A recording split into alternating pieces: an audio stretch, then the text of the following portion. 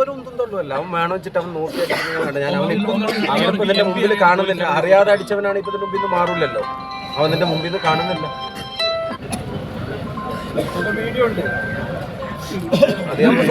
പേരാമ്പ്രയിൽ UDF CPM സംഘർഷം. സ്ഥലത്തെത്തിയ ഷാഫി പറമ്പിൽ എംപിക്കും പരിക്കേറ്റു.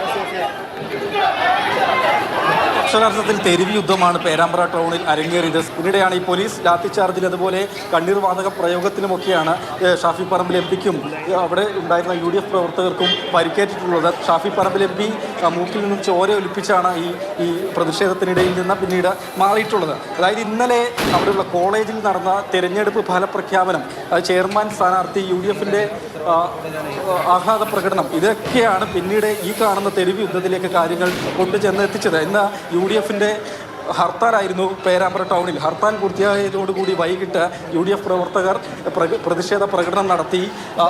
ആ സമയത്ത് തന്നെ ഇന്ന് ഉച്ചയോടുകൂടി പേരാമ്പ്ര പഞ്ചായത്ത് പ്രസിഡന്റിനെ ഈ ഹർത്താൽ അനുകൂലികൾ കോൺഗ്രസ് പ്രവർത്തകർ കയ്യേറ്റം ചെയ്തു എന്നൊരു പരാതി ഉയർന്നു വന്നിരുന്നു. തുടർന്ന് പഞ്ചായത്ത് പ്രസിഡന്റിന് ഐക്യദാർഢ്യം പ്രഖ്യാപിച്ച UDFനെതിരെ പ്രതിഷേധവുമായി DYFI പ്രവർത്തകരും നിരത്തിലേക്ക് ഇറങ്ങി. അതാണ് ഒരേ സമയം UDFന്റെയും DYFIയുടെയും പ്രതിഷേധമാണ് പേരാമ്പ്ര ടൗണിൽ നടന്നത്. തുടർന്ന് പ്രവർത്തകർ സംഘടിച്ച് മുഖാമുഖം നിന്ന് പോർ വിളി മുഴക്കുകയാണുണ്ടായത്, മുദ്രാവാക്യം മുഴക്കുകയാണുണ്ടായിരുന്നത്. ഇതിന് നടുവിലാണ് പോലീസ് ആദ്യമേ നിലയുറപ്പിച്ചിരുന്നത്. പിന്നീട് DYFI പ്രവർത്തകർ കുറച്ച് പുറകിലോട്ട് മാറി.